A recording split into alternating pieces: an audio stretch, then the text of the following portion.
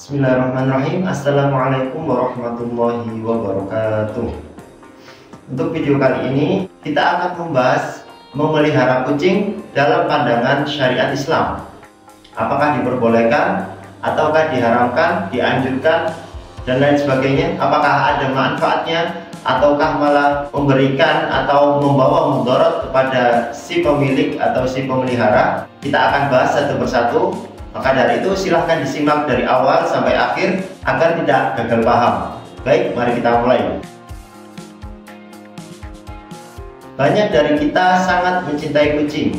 Kita memiliki kucing sebagai hewan peliharaan. Kita biasa bermain dengan mereka. Kita kadang-kadang curhat juga kepada kucing. Tapi kita mungkin belum tahu bagaimana syariat memandang kucing. Apakah hewan ini boleh untuk dipelihara manusia di dalam rumahnya, diberikan kandang tersendiri, atau malah dianjurkan untuk dibiarkan mencari makanan sendiri, mengatur hidupnya sendiri, seperti itu ya. Setelah saya baca-baca referensi dari berbagai sumber, ternyata para ulama ada ikhtilaf dalam hal ini, yaitu ada yang menyatakan bahwasanya memelihara kucing itu dianjurkan atau disunahkan begitu ya. Ada atau mungkin tidak sampai sunnah, mubah seperti itu.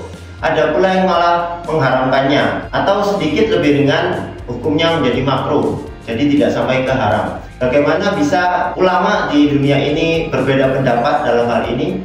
Karena ya begitulah Islam. Dalam masalah fikih itu sudah biasa para ulama berbeda pendapat satu dengan yang lain, asalkan tidak dalam hal yang inti, dalam hal ketauhidan misalnya, atau dalam hal-hal yang sudah ditetapkan hukumnya jelas. Jadi di situ tidak diperbolehkan untuk berbeda pendapat. Sedangkan dalam hal kucing ini masih ada ranah untuk memperdebatkannya. Kita akan mulai satu persatu. Kita mulai dari para ulama yang memfatwakan bahwasanya memelihara kucing itu diperbolehkan atau bahkan disunahkan. Kita juga akan membahas menurut para ulama yang menganjurkan atau memperbolehkan. Mereka juga menjelaskan manfaat-manfaat apa yang bisa didapatkan dari memelihara kucing. Keutamaan memelihara kucing yang pertama adalah kucing bukanlah hewan yang najis. Rasulullah SAW bersabda, kucing itu tidak najis. Mereka adalah hewan yang suka berkeliaran atau hewan rumahan. Atau kama qala Rasulullah SAW. Jadi semua hewan memang tidak pernah diajari untuk cebok atau istinja. Lantas ketika hewan itu tidak bisa untuk membersihkan kotorannya sendiri, apakah hewan itu selalu najis? Ternyata para ulama menjelaskan bahwasanya jawabannya tidak. Ketika najis atau ketika kering bertemu kering itu tidak menghantarkan najis. Ketika ada hewan kucing ya, kita khususkan kucing, itu setelah buang hajat kotorannya itu sudah kering dan kita mengambilnya dengan tangan yang kering atau pakai lap gitu ya, yang kering. Selama kita pegang itu sama-sama kering, itu tidak menghantarkan najis. Beda halnya ketika kotoran itu kita ambil sedikit tertekan dan ternyata dalamnya itu masih basah, nah itu akhirnya tangan kita terkena najis karena memang sesuatu itu, kotoran itu najis ketika basah dan bisa menghantarkan najis ketika basah. Adapun kucing, ketika kita memeluk kucing atau mengelus-ngelus bulunya, mereka itu tidak najis, bahkan dijamin oleh Rasulullah SAW dalam sabdanya yang sudah saya sampaikan. Manfaat yang kedua adalah menjadi imbalan kita di hari kiamat berupa pahala. Jadi sebetulnya ini dalam hal keumuman ya. Hewan apapun atau makhluk hidup apapun yang kita pelihara atau kita berlaku baik kepada seluruh makhluk hidup, maka kita akan diganjar pahala oleh Allah SWT. Dalam hal ini kucing, ketika kita memberikan makanan kepada kucing, kemudian kita membersihkan kotorannya, membersihkan kandangnya, merawat mereka, tidak menelantarkan mereka, itu juga merupakan pahala bagi kita, atau bisa juga dinilai sedekah di sisi Allah Subhanahu wa taala. Manfaat yang ketiga adalah mendapat rahmat dari Allah. Jadi Rasulullah SAW pernah bersabda, barang siapa menyayangi hewan, meskipun hewan kurban atau hewan sembelihan, maka Allah akan merahmatinya di hari kiamat kelak. Jadi itu sudah janji Allah melewati lisan Rasulullah SAW. Memang dalam Islam itu agama yang indah. Kita dianjurkan untuk berlaku baik kepada semua orang, bahkan semua makhluk yang ada di bumi ini. Tidak terkecuali kucing juga ya di sini. Kita fokusnya pembahasan di kucing. Maka dari itu, ketika kita ingin memelihara kucing, maka kita harus berkomitmen untuk menyayanginya.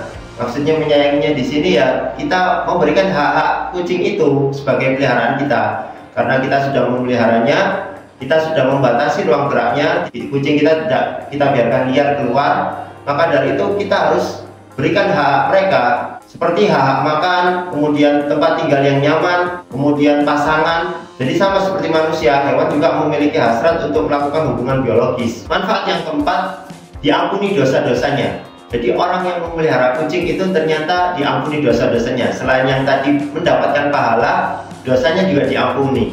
Jadi double.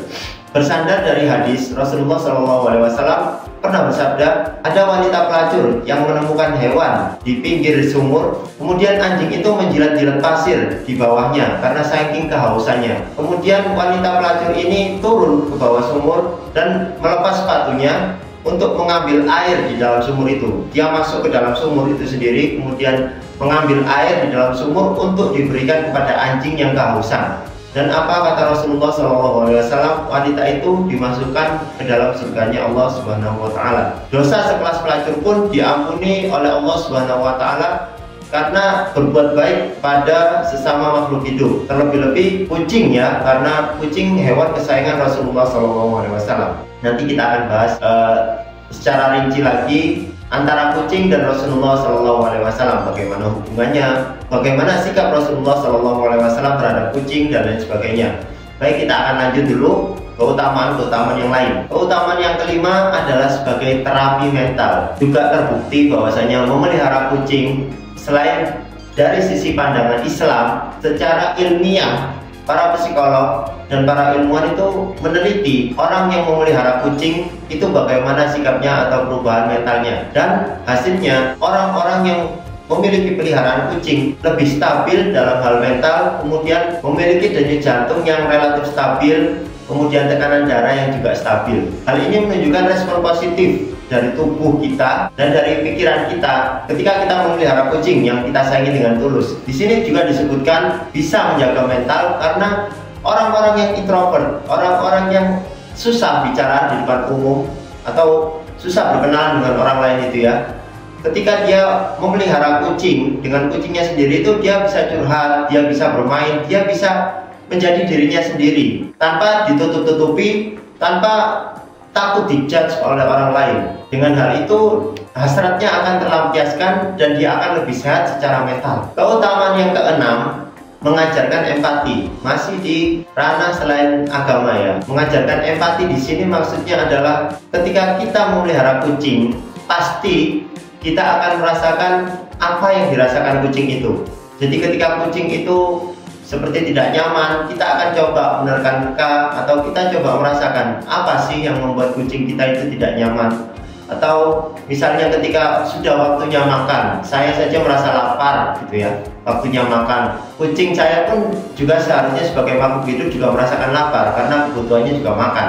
Maka dari itu saya memberikan makanan juga kepada kucing saya selain saya juga makan. Itu mengajarkan empati, dan empati itu baik untuk manusia. Orang yang tidak punya empati, orang itu tidak bisa merasakan perasaan orang lain. Jadi akhirnya bicara seenaknya, bersikap semaunya sendiri, dan tidak tahu apa efek samping yang dihasilkan dari perbuatan itu. Bisa jadi dengan sikap kita yang kita tidak mau tahu dengan perasaan orang lain, sikap kita itu menyakiti teman kita sendiri, menyakiti saudara kita sendiri, dan menyakiti orang banyak. Dan akhirnya orang-orang itu benci kepada kita, tetapi kita tidak tahu apa kesalahan kita, mengapa kita dibenci oleh orang lain. Ya karena sikap kita tidak tahu menempatkan diri kita. Kita tidak bisa merasakan apa yang dirasakan oleh orang lain.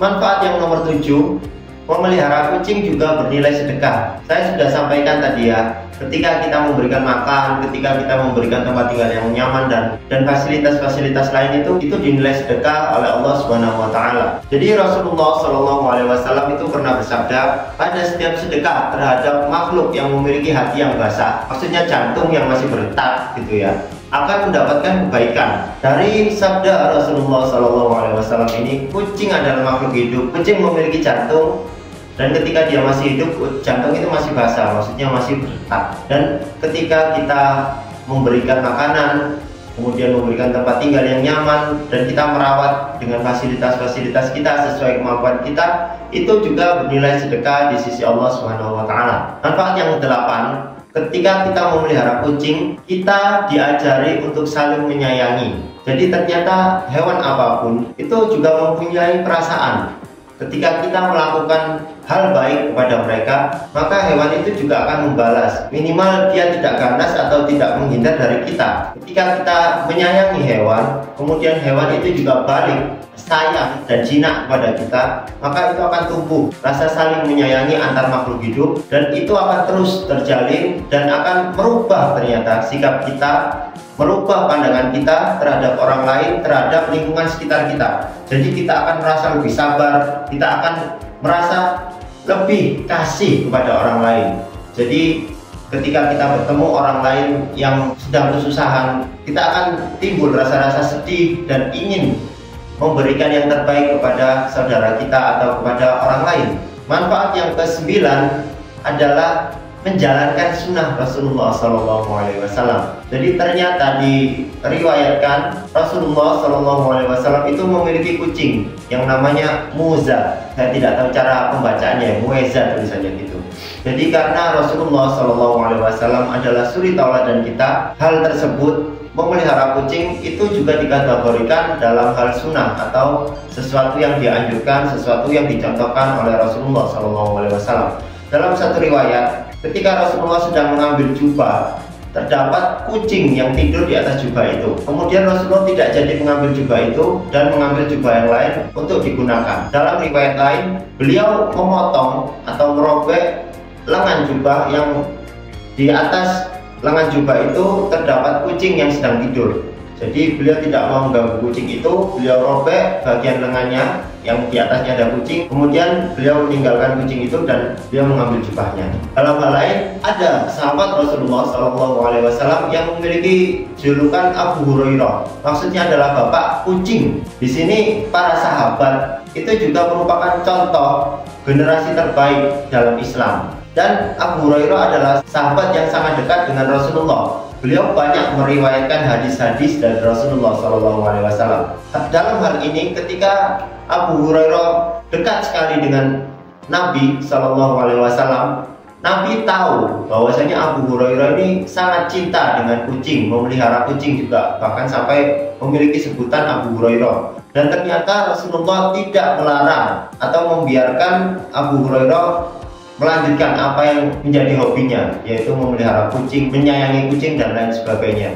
Maka dalam hal ini muncullah hukum takriri, yaitu sesuatu hal yang dikerjakan para sahabat dan hal itu dibiarkan oleh Rasulullah SAW, maka hal itu diperbolehkan. Apalagi dalam hal ini menyayangi sesama makhluk, menyayangi sesama makhluknya Allah. Hal itu juga lebih baik, karena dengan menyayangi makhluk Allah yang ada di bumi, maka penduduk langit akan mencintai orang itu. Nah, itu juga ada hadis yang menunjukkan seperti itu. Manfaat yang ke-10 adalah melatih tanggung jawab. Ketika kita memiliki kucing, kita bertanggung jawab penuh atas kucing itu. Apalagi ketika kucing itu tidak diperbolehkan untuk keluar rumah misalnya.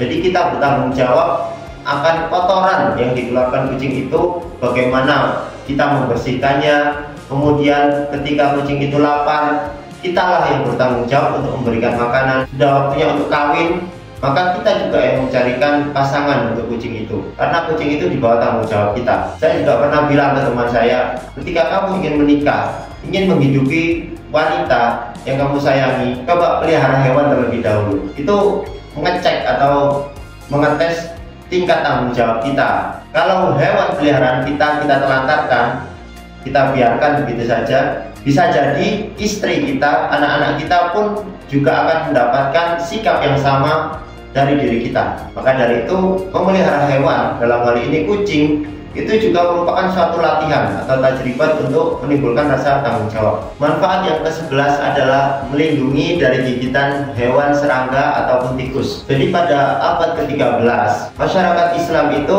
sangat-sangat menghargai kucing. Mereka membuat satu buah cincin untuk khalifah dalam bentuk kucing. Dan para penyair itu sampai membuatkan syair-syair khusus untuk kucingnya. Karena kucing-kucing mereka itu menjaga buku-buku para penyair agar tidak dimakan serangga dan juga tikus. Yang terakhir, yang manfaat memelihara kucing, ke-12, kucing adalah sebagai perhiasan rumah tangga. Ada suatu waktu Rasulullah SAW itu meminta Anas untuk mengambilkan bejana yang berisi air untuk beliau berwudu. Kemudian Rasulullah menghampiri bejana itu untuk berwudu dan ternyata didapati seekor kucing sedang menjilati air dalam bejana itu. Harusnya dibuat untuk wudunya Rasulullah. Ternyata Rasulullah SAW menunggu kucing itu sampai selesai minum, kemudian berwudu dengan air bekas liur kucing. Kemudian beliau bersabda kepada Anas bin Malik, "Wahai Anas, kucing adalah perhiasan rumah tangga, tidak dikotori sesuatu dan juga tidak najis." Di sini juga jelas dinyatakan oleh Rasulullah SAW sendiri bahwa kucing itu adalah perhiasan rumah tangga, dan juga dalam hadis ini menerangkan nomor 1 dari manfaat kucing, yaitu kucing bukanlah hewan yang najis. Kita boleh memakai air bekas minum kucing untuk bersuci. Itulah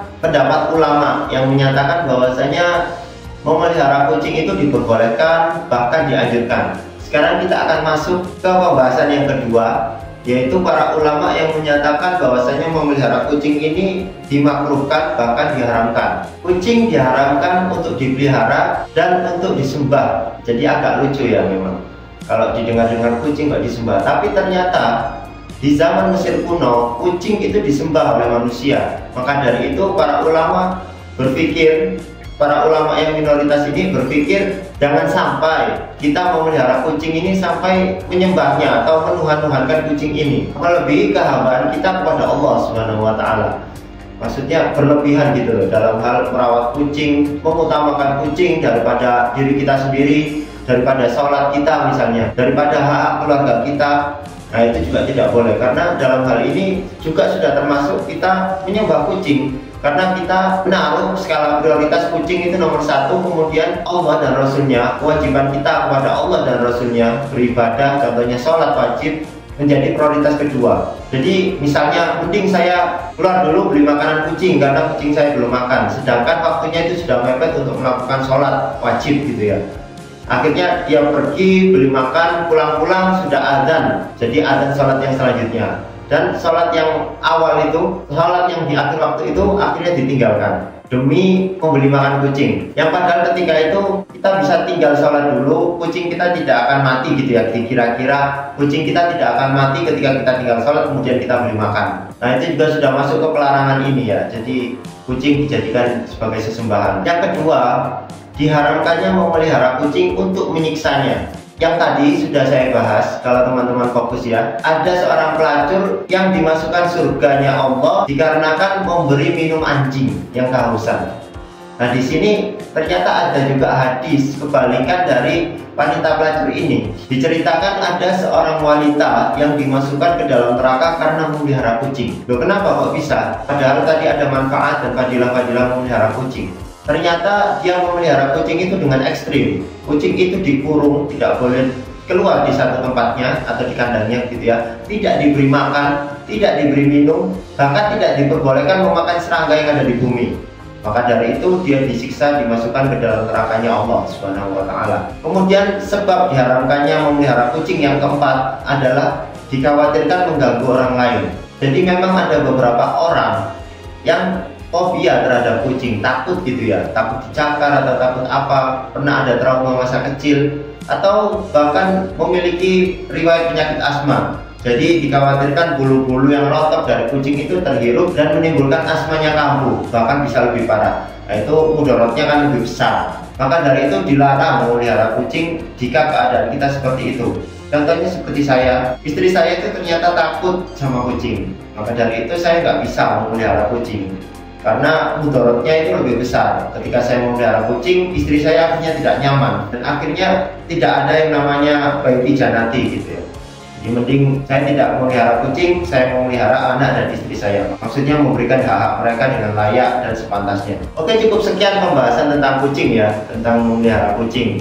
Saya rasa ini video cukup panjang dan semoga tidak bosan dan tidak terlewat sesuatu hal yang mungkin bermanfaat. Kurang lebihnya saya mohon maaf. Wassalamualaikum warahmatullahi wabarakatuh.